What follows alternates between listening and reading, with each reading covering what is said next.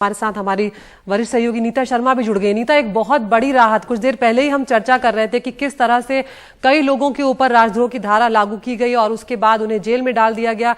कुछ उदाहरण भी आपने दिए थे कि कुछ लोग ऐसे भी हैं जो 2 साल से जेल में हैं। ऐसे में बहुत बड़ी राहत उनके लिए लेकर आया और केंद्र सरकार के लिए एक बहुत बड़ा झटका है ये। बिल्कुल बिल्कुल अदिति, क्योंकि जैसे कि खुद कपिल सिब्बल ने कोर्ट को ये बताया कि 800 से ज्यादा ऐसे केसेस हैं जिन पे सेडिशन चार्जेस जो हैं वो लोगों पे लगाए गए हैं। कई ऐसे मामले हैं हमने देखे हैं, जर्नलिस्ट हैं, एक्टिविस्ट हैं, साथ में स्टूडेंट्स भी हैं। जैसे कि पिछली बार अगर आपको याद हो तो आगरा में कुछ कश्मीरी स्टूडेंट्स ने जब पाकिस्तान मैच जीता था तो उनके बारे में जब वो उन्होंने सेलिब्रेट किया था तो उनके ऊपर भी देशद्रोह का जो एक ये धारा है लगा दी गई थी और उन्हें बुक कर दिया गया। तो ऐसे केसेस ऑल ओवर इंडिया बहुत सारे आपको देखने को मिल जाएंगे। तो इन सभी लोगों के लिए बहुत बड़ी राहत है, क्योंकि कोर्ट ने ये साफ कर दिया है कि ये लोग अपना इंडिविजुअल केस लेकर कोर्ट को जो है अप्रोच कर सकते हैं और कोर्ट इंडिविजुअल केसेस को देखते हुए उनके ऊपर फैसला लेगा। और आगे अभी जो जितने भी लॉज हैं सेडिशन के, क्योंकि इतने आउटडेटेड लॉज हैं, 1800 जब ब्रिटिशर्स यहां पर रूल करते थे तब की ये लॉज हैं। यही वजह है कि इन्हें कॉलोनियल लॉज का भी दर्जा दिया गया है।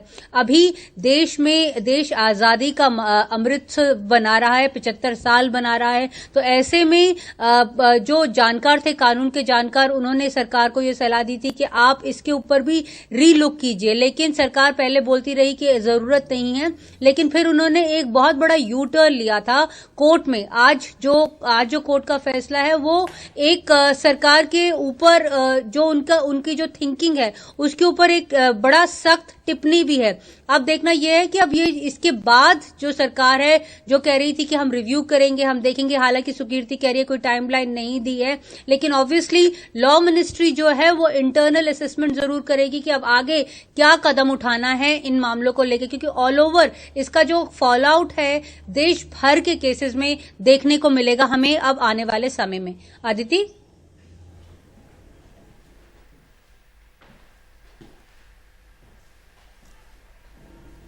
उन सरकारों का जो अपने विरोधियों का मुंह बंद करना चाहती हैं, उनमें किसी एक पार्टी का मसला नहीं है, क्योंकि ये महाराष्ट्र में भी लागू होता है जहां विपक्ष में, केंद्र में जो लोग विपक्ष में हैं वो लोग बैठे हुए हैं, और ये केंद्र की सरकार पर भी लागू होता है। और इसमें तेलंगाना में भी मिल जाएंगे केस, तमिलनाडु में भी मिल जाएंगे। तो ये सबसे ज़्यादा पसंदीदा क्यों है? अभिषेक, यहाँ पर मैं आपको एनसीआरबी का डेटा अगर थोड़ा सा बता पाऊं, जिसमें ये साफ हुआ है कि जो ये सेडिशन के जो केसेस हैं वो ज्यादातर जो हैं वो बीजेपी रूल्ड स्टेट्स में जो हैं वो यूज किए गए हैं। यहाँ का जो डेटा है अगर मैं आपको बताऊं, पिछले 10 साल में 405 इंडियंस के ऊपर ये सेडिशन के चार्जेस जो हैं वो लगाए गए हैं, जिनमें 95% जो है वो 2014 के बाद से जो है सरकार ने लगाए हैं। अगर हम स्टेट वाइज को अगर हम इस डेटा को एनालाइज करें तो असम में सबसे ज्यादा इसके सेडिशन के जो केसेस हैं वो देखने को मिले हैं। पिछले 2 साल में ही 2018 और 19 में 23 केसेस जो हैं वो सामने आए थे। बाकी की भी जो स्टेट्स हैं वो पीछे नहीं है। आंध्र प्रदेश में 15 केसेस आए, मध्य प्रदेश में भी आए, छत्तीसगढ़ में आए, कर्नाटक में 18 आए, नागालैंड में 11 आए, उत्तर प्रदेश में 9 आए। तो अलग अलग स्टेट्स, और इनफैक्ट एनसीआरबी ने इनका एज प्रोफाइलिंग भी किया था। अभिषेक, जो एक्यूज्ड हैं उसके अकॉर्डिंगली जो 290 केसेस रजिस्टर किए गए थे, वो दुखी है इस बात से कि अब सत्ता में नहीं है और जनता उन्हें स्वीकारने को शायद तैयार ना हो। महबूबा मुफ्ती जी पाकिस्तान के लिए या पाकिस्तान से बात करने के लिए अक्सर इस शब्दों को उठाते हैं, पेशकश करते हैं। कश्मीरी पंडितों के साथ हुआ, उस पर उनके कोई विचार नहीं है। कहीं ना कहीं इनकी सोच में दिखता है कि भारत में दिक्कतें आए तो वो शायद उससे खुश होंगी। ये वार्निंग नहीं, उनकी आशा शायद कहीं प्रतीक हो रही है। दुर्भाग्यपूर्ण है और उसका खंडन होना ही चाहिए। One has noted Miss Mehbooba Mufti's tweet. Perhaps one should not be surprised also, because somewhere or the other, Mehbooba Mufti ji seems to want to celebrate problems coming India's way, and there is no such situation in reality.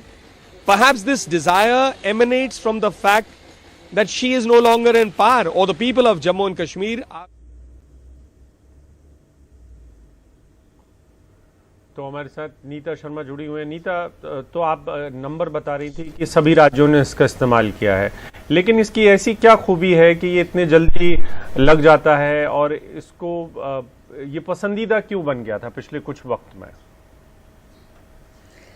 बिल्कुल अभिषेक, आपने जैसा कि जिक्र किया था कि जो opposition rule states हैं उन्होंने बहुत इसका इस्तेमाल किया। मतलब अगर आपके कोई भी ऑपोजिशन कोई व्यू पॉइंट रखता है, चाहे वो फॉर हो चाहे अगेंस्ट हो, अगर वो आपको सूट नहीं करता है तो आप ऐसी सेक्शंस लगा दीजिए, सेडिशन चार्जेस लगा दीजिए। बहुत इजी होता है सेडिशन चार्जेस किसी के ऊपर लगाना। हमने देखा कि पिछले कुछ समय में स्टूडेंट्स, जर्नलिस्ट, ऑथर्स और जो पढ़ाई लिखाई से भी लोग संबंधित रखते हैं, उन सभी के ऊपर ये लगाया गया। सोशल पोस्ट पे लगाने के चक्कर में भी सेडिशन केसेस जो हैं वो लगा दिया गया। पर्सनल कम्युनिकेशन पे भी जो है वो लगा दिया गया। मैं अगर आपको एग्जांपल्स दे सकूं तो भीमा कोरेगांव के जितने भी 13 एक्यूज थे, चाहे उनमें लेट फादर स्टैन स्वामी हो, सुधा भारद्वाज हो, वर्णन गोन्साल्विस हो, वरावरा राव हो, ये 2 साल से ज्यादा अंदर रहे, उनके ऊपर सेडिशन चार्जेस लगाए गए।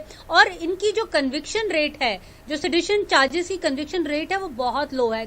सिर्फ 6 केसेस जो हैं, 6 केसेस जो हैं पिछले कुछ सालों में कन्विक्शन में जो है वो नतीजा उनका जो है वो सामने आया है। जर्नलिस्ट सिद्दीकी कपन जो जिन्होंने ये हथरस गैंग रेप के ऊपर लिखा था, उनके ऊपर उत्तर प्रदेश सरकार ने लगा दिया। एनवायरमेंटल एक्टिविस्ट दिशा रवि, उसके ऊपर जो है वो लगा दिया गया, सेडिशन चार्जेस लगा दिए गए। और अगर एनसीआरबी ने एक इंटरेस्टिंगली एज प्रोफाइलिंग की थी अभिषेक, जिसमें बताया गया था कि जो 548 में से 53% केसेस जो हैं 2015 और 2020 के बीच में से, ये उस एज ग्रुप के हैं जो 18 से 30 साल के जो नौजवान लोग हैं उनके ऊपर ये बुक किए गए हैं। बाकी जो 35% थे वो 30 से 45 साल के जो लोग थे उनके ऊपर बुक कर दिए गए थे। तो ये जो डेटा है वो बहुत इंटरेस्टिंग है और साथ में ये भी बताता है कि कन्विक्शन तो हुई नहीं, लेकिन क्योंकि आप उनके ऊपर सेडिशन चार्जेस लगा के अंदर उनको रखने में, यानी जेल में रखने में जो स्टेट अथॉरिटीज हैं, प्रोसिक्यूशन एजेंसीज हैं, वो कामयाब होती हैं। तो ये इजी एक लॉ होता है, वे आउट होता है।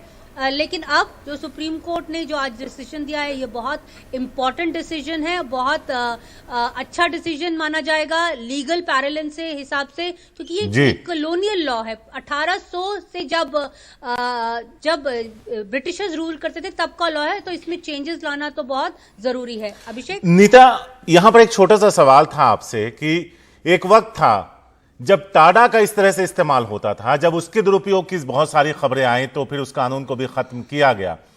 उसके एक नए रूप में यह कानून था जो पहले से मौजूद था, लेकिन अब उसका राजनीतिक इस्तेमाल हो रहा था। तो सुप्रीम कोर्ट के इस फैसले के बाद हर वो आवाज जो किसी मुद्दे पर कुछ कहना चाहती है, शायद अब ज्यादा आजादी के साथ कह पाए। शारिक, जहां तक टाडा का सवाल था, उसके बदले में सरकार जो है वो यूएपीए ले आई। यूएपीए आज भी जो है वो एक बहुत सख्त कानून है और एक ड्रिकोनियन कानून जो है वो लीगल ल्यूमिनरीज द्वारा उसे करार दिया गया है। हमने देखा है कि अभी पिछले कुछ दिनों में काफी यूएपीए केसेस जो हैं, इंडिविजुअल्स को भी यूएपीए के तहत जो है अब ग्लोबल जो मोस्ट वांटेड है उन्हें करार दिया जा रहा है। तो इसके मतलब पैरेलल्स ड्रॉ करना जो है वो इम्पोर्टेंट नहीं। इम्पोर्टेंट ये है कि जो इतना पुराना कानून था, कॉलोनियल कानून था, जब आप इतनी नई नई चीजें लाने की बात करें तो उसमें भी आप इम्प्रूवमेंट लाने की कोशिश कीजिए in terms with the changing times. ये लॉ की जो थी लीगल ल्यूमिनरीज की डिमांड थी। आज जो सुप्रीम कोर्ट ने ये एक फैसला लिया है कि अब इस कानून के तहत कोई केसेस नहीं रजिस्टर होंगे, ये एक राहत भरी खबर होगी उन लोगों के लिए, खासकर जो ऑलरेडी जिनके ऊपर केसेस चल रहे हैं। और कई ऐसे लोग हैं जो पिछले कई सालों से जेलों में हैं लेकिन उनकी कोई सुनवाई नहीं हो रही है। अब इस सुप्रीम कोर्ट के फैसले के बाद आने वाले दिनों में इसका फॉल आउट ऑल स्टेट्स में देखने को हमें मिलेगा। शारिक, बिल्कुल। कई बार नीता, राजद्रोह और देशद्रोह में फर्क नहीं किया जाता है, कई बार उसको एक ही जैसा बताने की कोशिश की जा रही है। एक तकनीकी सवाल मैं आपसे पूछने की कोशिश कर रहा हूँ, वो ये कि किस तरीके से जो आईपीसी की 124 है और ये जो 121 या 122 है, वो किस तरीके से अलग अलग हैं। किस तरीके से राजद्रोह अलग मसला है, लेकिन आतंकी संगठनों या आतंकी व्यक्ति विचारों को के साथ देना उनके साथ खड़े होना देशद्रोह है, वो अलग मसला है। और कई बार इस मामले में फ़र्क नहीं किया गया, राजनीतिक विरोधियों के खिलाफ जब इस्तेमाल किया गया तो राजद्रोह को दरअसल देशद्रोह जैसा ही दिखाने की कोशिश की गई। तो हमारे दर्शकों को आप बता पाएं कि 124 अलग है और जो आतंकी संगठन या जो देशद्रोह के कानून है वो अलग है। बिल्कुल, ये दो अलग अलग है, लेकिन सरकार का कहना है क्योंकि डिस्टिंग्विश बिटवीन करने में थोड़ा वो जो है क्योंकि एविडेंस कलेक्ट करना बहुत इंपॉर्टेंट होता है इस तरह के मामलों में। हमने देखा है जितनी भी एजेंसीज हैं, चाहे एनआईए हो, चाहे फिर हमारी स्टेट पुलिस ही हो, वो भी अब यूएपीए के तहत बहुत केसेस जो है वो रजिस्टर करती है। जैसे कि मैं एग्जाम्पल दे रही थी, इंडिविजुअल लोगों को भी वो इंडिविजुअल वांटेड करार दे रही है। वो ऐसा इसलिए उन्होंने किया था क्योंकि ग्लोबली वो उन लोगों के खिलाफ जो है वो एक्शन को परस्यू नहीं कर पा रही थी, क्योंकि जो केसेस लिंक्ड होते थे, जो बड़े केसेस होते थे, खासकर कश्मीर के मसले में जो हमने देखा है, जो आतंकी हैं वो नेम्ड होते थे, लेकिन क्योंकि केस कहीं नहीं जाता था तो इसलिए उन लोगों के खिलाफ भी जो है वो कार्रवाई नहीं कर पा रही थी भारत सरकार इंटरनेशनल प्लेटफॉर्म पे। तो यही वजह है कि थोड़े चेंजेस जो है वो लेकर आए गए थे। लेकिन ये जो देशद्रोह का मामला है, waging war against India 121A और 124, ये जो है ये वेजिंग वॉर अगेंस्ट इंडिया और किस तरह से आप सरकार के जो रूलिंग वो है उसके खिलाफ आप जा रहे हैं, वो होता है देशद्रोह का मामला। उसमें भी जो बुक किया जाना बहुत आसान होता है, क्योंकि आप कहीं ना कहीं वो उसे नेशनल सिक्योरिटी से जोड़कर जो है वो स्टेट पुलिस देख लेती। हमने अभी भी देखा अभिषेक, चाहे जो अभी हनुमान चालीसा वाली चाहे रो हो, चाहे फिर ये वाली रो हो कि आप क्या पहनेंगे या नहीं पहनेंगे, अगर आपने कुछ जिंदाबाद का नारा लगा दिया तो उसमें भी देशद्रोह के मामले जो है हमने देखने को मिले थे। तो बहुत लिबरली जो है एजेंसीज, प्रोसिक्यूशन एजेंसीज जो है वो उसे यूज कर रही थी। लेकिन अब ये जो सुप्रीम कोर्ट की तरफ से एक रे ऑफ होप आया है इन लोगों के लिए, खासकर मैं फिर यहाँ पे तवज्जो देना चाहूंगी उन लोगों के लिए जो ऑलरेडी कई सालों से अंदर थे और जिनके खिलाफ केसेस ऑलरेडी चल रहे हैं। कपिल सिब्बल ने बताया कि 800 से ज्यादा ऐसे केसेस हैं जिनके ऊपर ये कानून जो है लगाया चुका है। तो उन लोगों को ये एक as a ray of hope जो है वो दिखाई पड़ेगी, क्योंकि अब वो अपना इंडिविजुअल केस कोर्ट तक ले जाएंगे और कोर्ट एक ब्लैंकेट से उनके केसेस को नहीं देखेगी, इंडिविजुअली जो है उन्हें स्क्रूटनाइज करके और फैसला लेगी।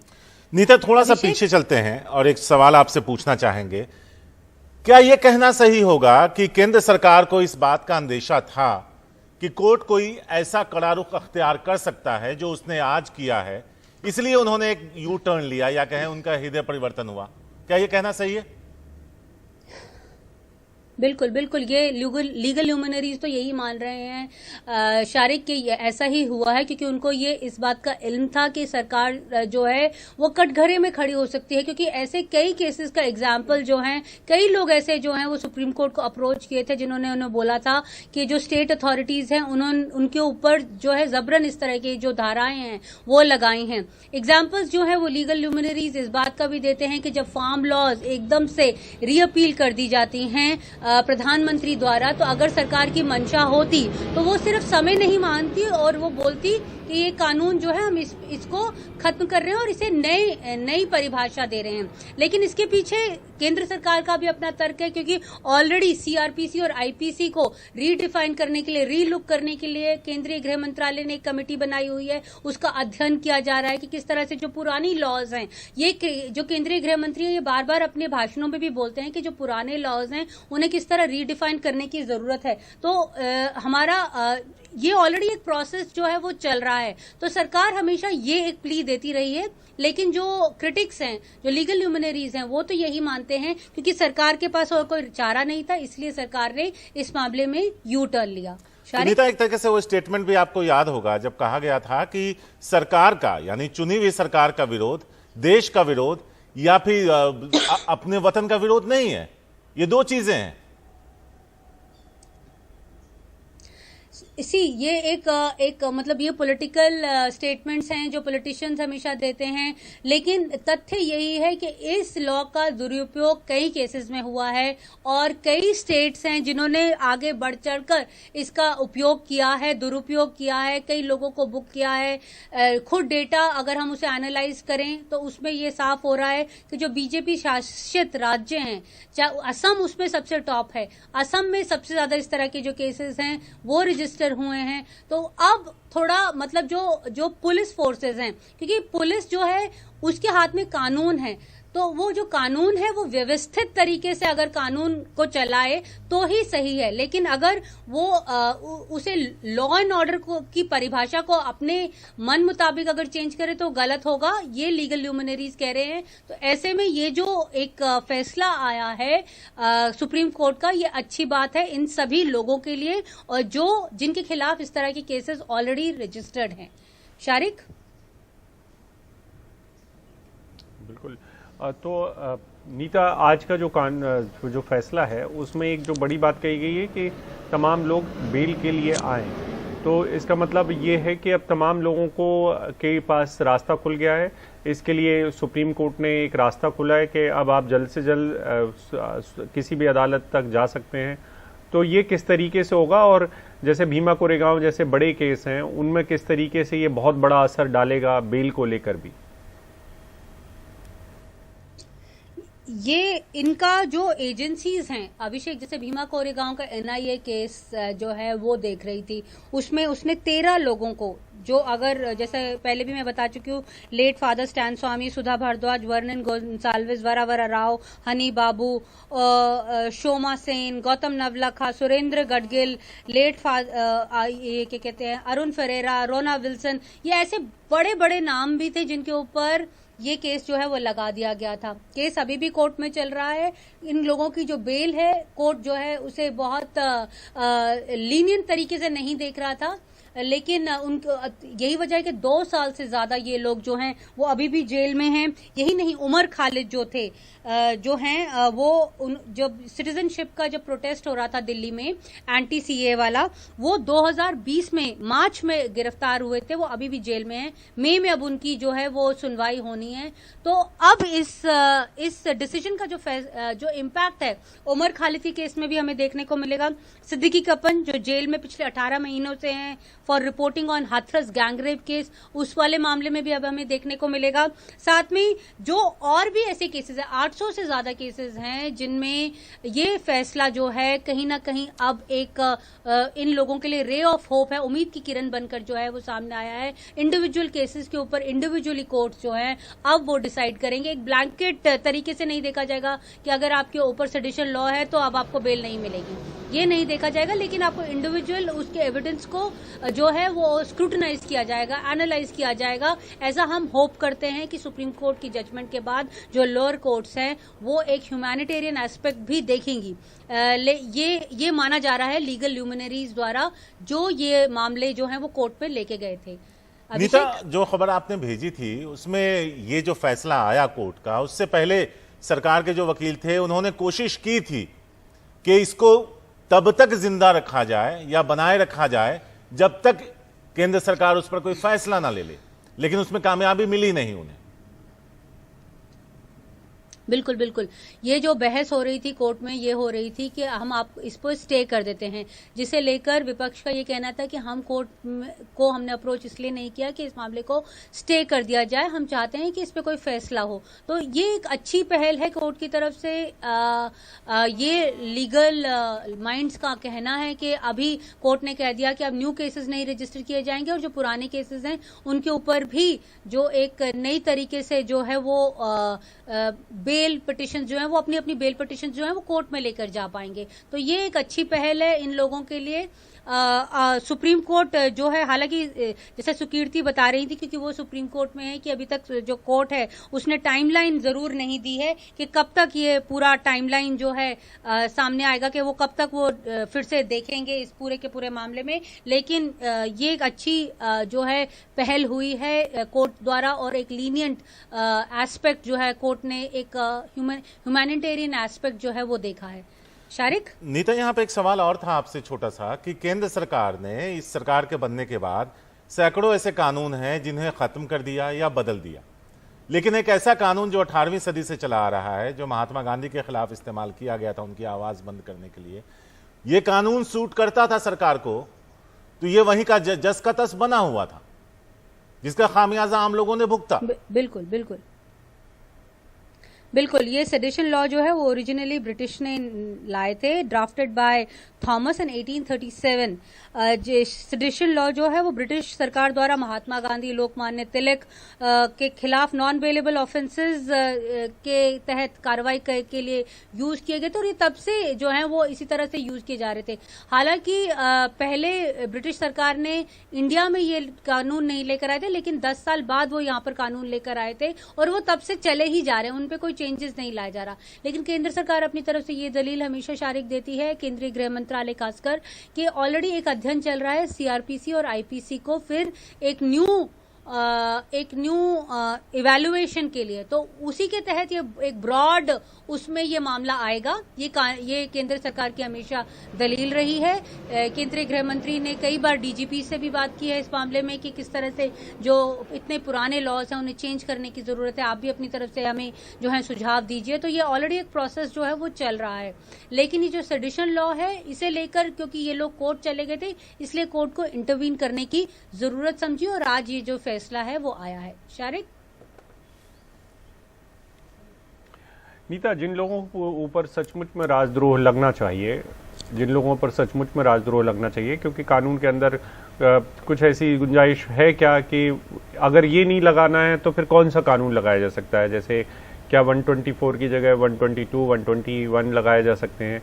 क्योंकि अगर ऐसे लोग जो देश के खिलाफ काम कर रहे हैं और सरकार को ये महसूस होता है कि, मान लीजिए भीमा कोरेगांव में कुछ लोगों को अगर महसूस होता है कि वो नक्सलियों के साथ हैं जो आरोपी हैं, हो सकता है ना हो, तो उनके लिए कानून, किस किस्म के कानून अभी बचे हैं या जिनका इस्तेमाल कर सकती है सरकार?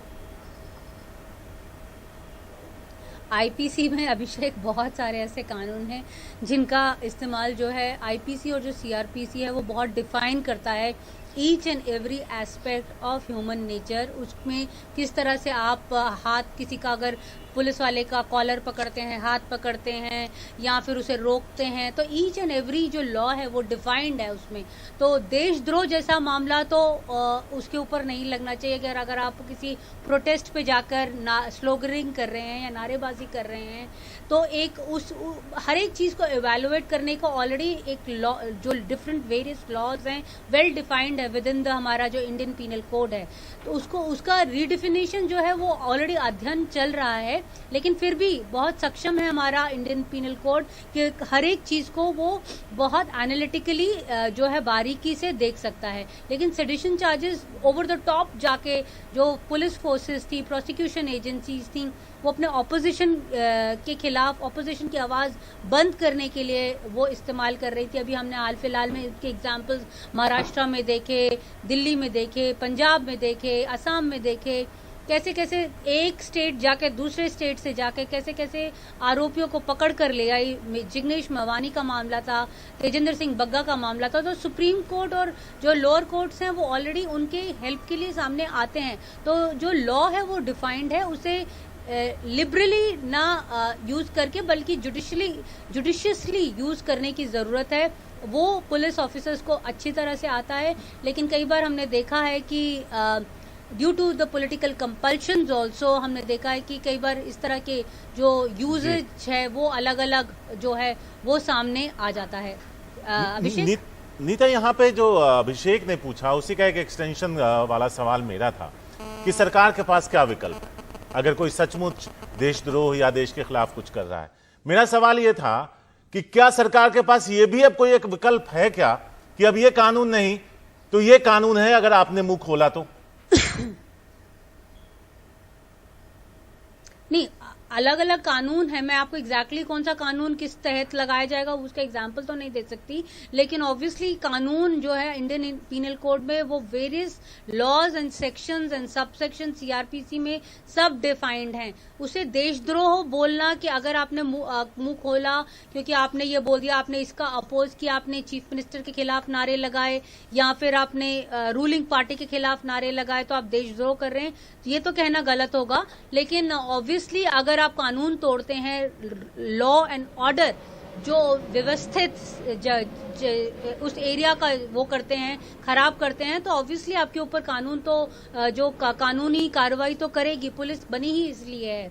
लेकिन उन्हें ये कह देना कि आप जो हैं देशद्रोही हैं, आपके खिलाफ ये लगा दिया जाएगा, तो क्योंकि आप ऑपोजिशन की वॉइस को टोन डाउन करने की कोशिश कर रहे हैं, ये ऐसा ऑपोजिशन का आरोप जो है वो बार बार लगता रहा है। तो ये जो कानून जो अब सुप्रीम कोर्ट ने जो डिसीजन लिया है, केंद्र सरकार की अपनी तरफ से उनका भी एक बहुत बड़ा यू टर्न था, लेकिन ऑब्वियसली लॉ मिनिस्ट्री इसका अध्ययन करेगी कि अब आगे इसे किस तरह से जो है इसका जो प्रोसेसिंग है वो किस तरह से की जानी है कि कहीं ऐसा ना हो इसका फॉल आउट और भी ऐसे केसेस में देखने को मिले जो जायज तरीके से जो केसेस रजिस्टर किए हैं, तो उसका फॉल आउट करने के लिए आई एम श्योर कि जो लॉ मिनिस्ट्री है उसका अध्ययन जरूर करेगी। शारिक, बिल्कुल वही सवाल था कि जिन जगहों पर सचमुच में लागू किया जाना चाहिए या होना चाहिए था, क्या उसमें ये लागू हो पाएगा। दूसरी ये बताएं कि ये राजद्रोह के खिलाफ जो लड़ाई है ये लंबे अरसे से चल रही थी, ऐसा नहीं है कि सेडिशन के खिलाफ तुरंत लड़ाई, किस तरीके से ये लड़ाई चली है नीता पिछले लंबे समय से, और ये सुप्रीम कोर्ट तक पहुंची और फिर एक बड़ी बेंच तक मामला पहुंचा। बिल्कुल, ये पुराने समय से जो मतलब पुरानी सरकार के टाइम से ये जो एक कानून के खिलाफ आवाज है, ये जो लिबर्टीज के साथ जो काम करते हैं, जो ह्यूमन राइट्स के साथ जो लोग काम करते हैं, वेरियस जिन लोगों के ऊपर केसेस रजिस्टर हुए हैं, वो लोग बहुत लंबी एक लड़ाई जो है वो लड़ रहे हैं। पहले जो ये थी केंद्र सरकार, ये जो बात हो रही है पॉलिटिकली कि पहले नरेंद्र मोदी की सरकार का जो रुख था वो अलग था, जब वो सत्ता में आए उनका रुख फिर अलग हुआ, उन्होंने कहा कि कोई जरूरत नहीं है। लेकिन अब जब क्योंकि उन्होंने अपने आप को घिरता हुआ देखा, क्योंकि उन्हें लगा कि कोर्ट जो है उनके खिलाफ फैसला कर लेगी, तो उन्होंने सुप्रीम कोर्ट को ये कह दिया कि we are looking into the matter.